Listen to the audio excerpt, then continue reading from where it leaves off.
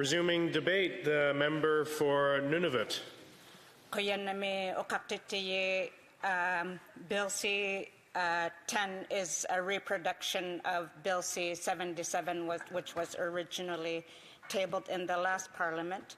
And as was that time, we support this bill in its current form as it is a reproduction. I'd like to thank, first of all, Aluki Kotierk, who was the former president of Nunavut Tunngavik Incorporated, who helped to work hard in ensuring that this bill would be introduced to help make sure that modern treaty obligations are being implemented. As well, thank you to the Liberals for putting it in the calendar so that we can inch it forward towards getting it to committee, so that we could see any amendments to help make sure that the issues that were posed during debate are addressed.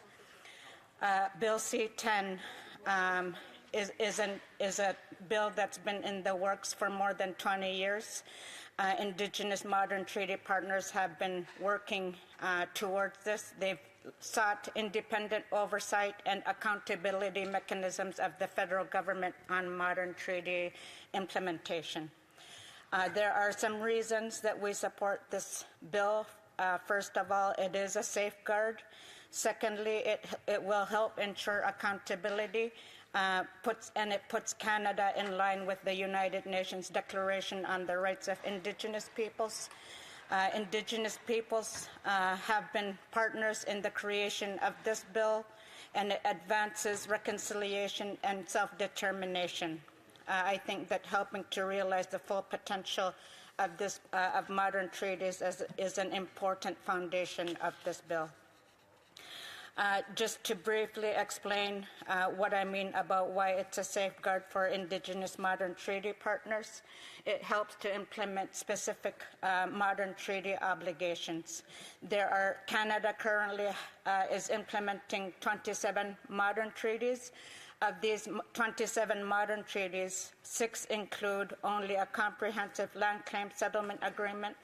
1 includes only self-government provisions and is unrelated to any land claim, and 20 address both comprehensive land claim and self-government in some way.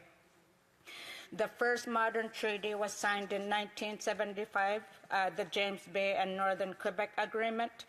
The Nunavut Agreement was signed in 1993, and I had such a pleasure of being there, present myself when it was being signed, as well as the White Cap Dakota Nation in 2023 is the latest.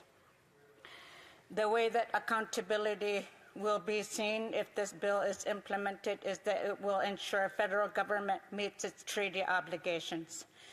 The Liberal government, we need to remind, I think, the context for why this bill is particularly important, and it is because the Liberal government is ignoring Indigenous people's rights and title for resource extraction and economic development in the name of nation building, specifically Bill C-5.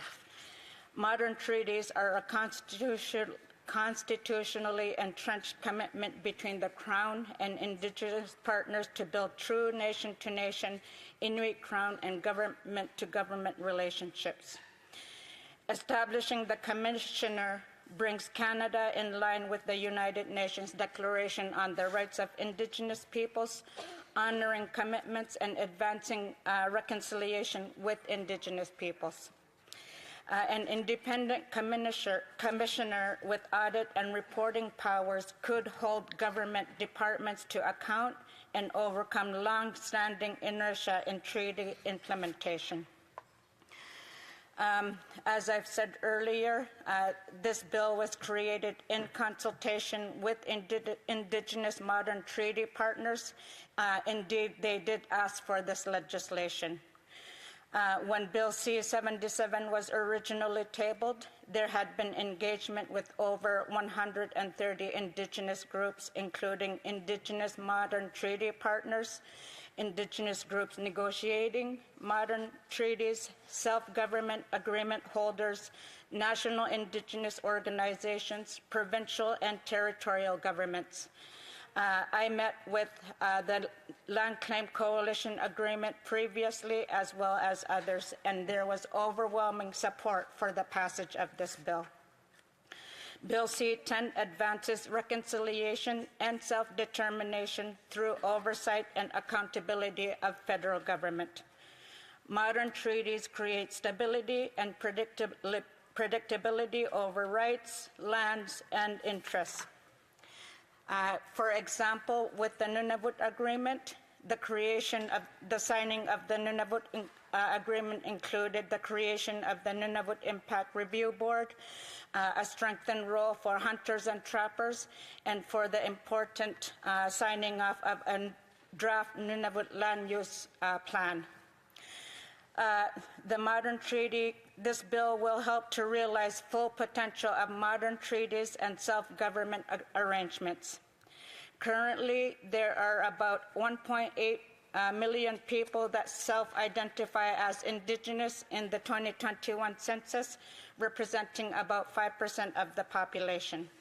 There needs to be better and timelier treaty implementation that would reduce legal disputes and uncertainty, enabling Indigenous economic participation. The Indigenous gross domestic product and output has posted positive growth every year since 2012. It grew from $41.7 billion in 2012 to $54.1 billion in 2019. Indigenous entrepreneurship is on the rise, with self-employment rates among First Nations, Métis, and Inuit having increased since 2016. Indigenous entrepreneurs contribute approximately $48.9 billion to the Canadian economy, a figure that could increase if systemic barriers such as limited access to federal procurement opportunities are addressed. I'd like to take this time to address some of the conservative concerns about what they're calling additional bureaucracy. Creating a new office with costs, but includes cooperation with the Office of the Auditor General to reduce duplication, possibly allowing for efficiency gains. There would be improved certainty and accountability around treaty obligations and that can de-risk investment, particularly in northern and resource regions, supporting project finance and partnerships.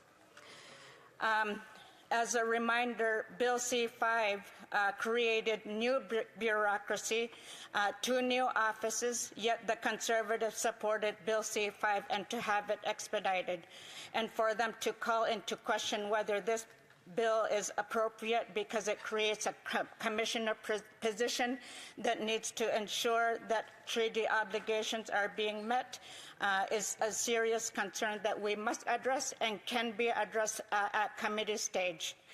New Democrats stand in partnership with Indigenous modern treaty partners who have been consulted and are advocating for the creation of this new office as a Commissioner of Modern Treaty Implementation. Uqaqtittiji. Questions and comments? The Honourable Parliament Secretary. Yes, thank you, Madam Speaker. And I want to thank the member opposite for her work at Indigenous and Northern Affairs Committee when she was there. I know that she talked a lot about why is it important for us to have oversight in terms of when we're looking at the modern day treaties and we're looking at the things that Canada has agreed to.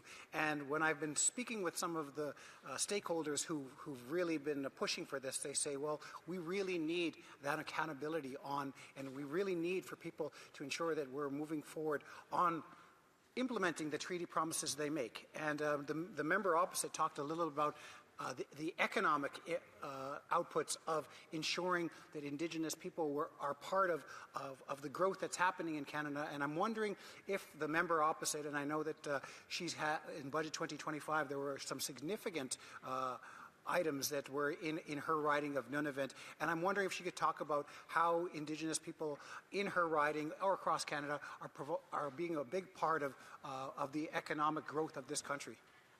The Honourable Member for Nunavut. Uqaqtittiji. I think this Bill C-10 is particularly important because both Liberals and Conservatives, having been governing parties, have not implemented fully their obligations to treaty implementation, and we need to have someone that is outside of the Auditor General's office. The Auditor General does important work to make sure that operations are being held accountable, yet their work is only focused on what can be seen from an administrative point of view, and what the commissioner will do is make sure that implementation, legal obligations are being met. That office will help make sure that there's a targeted approach to making sure that obligations are being met, to ensure that we can see economic benefits stemming from modern treaty partners. The honourable member for your Durham. Thank you, Madam Speaker, and thank you to my colleague for her speech on this issue. Part of what this bill does, as I understand it, is it imbues this commissioner with maintaining the honor of the Crown, and so which is an integral legal principle in Indigenous Crown relations. And so my question to the member is she comfortable with having the government delegate part of its responsibility to maintain the honor of the Crown to a bureaucrat? Should that not stay with the minister, with the cabinet? Honourable member for Nunavut. Uqaqtittiji, there is no delegation to the commissioner regarding that. I do hope that the member educates himself in a better way to make sure that this commissioner and the office of the commissioner will investigate, will analyze, and will look at what is being implemented by the federal government, whose sole responsibility is to ensure that the honor of the Crown is being met by all governments. L'honorable député. The honourable member for Côte-Nord, Kawishkamak. Thank you very much, Madam Speaker. I'd like to thank my colleague from Nunavut, who I appreciate greatly. I enjoy working with her at the Indigenous Affairs Committee, and obviously this is something close to her heart. But I'd like to know, because there are several groups, Indigenous groups, that participated or in terms of consultations and crafting this bill, and I'd like to know what are their fears if we don't adopt this legislation. And I share my sense of friendship with the MP as well. I think that what we've seen from this Liberal government's for example, working with the Conservatives on expediting C5, there are real concerns that any government will continue to violate the rights of Indigenous peoples, including free, prior, and informed consent. And we saw that most recently with the Prime Minister signing an MOU with the Premier of Alberta without the free, prior, and informed consent. And this treaty commissioner is going to need to be able to monitor these kinds of situations and make sure that UNDRIP is being implemented regarding modern treaties, as well as any obligations that any government has towards its fiduciary duties towards First Nations, Inuit, and Métis.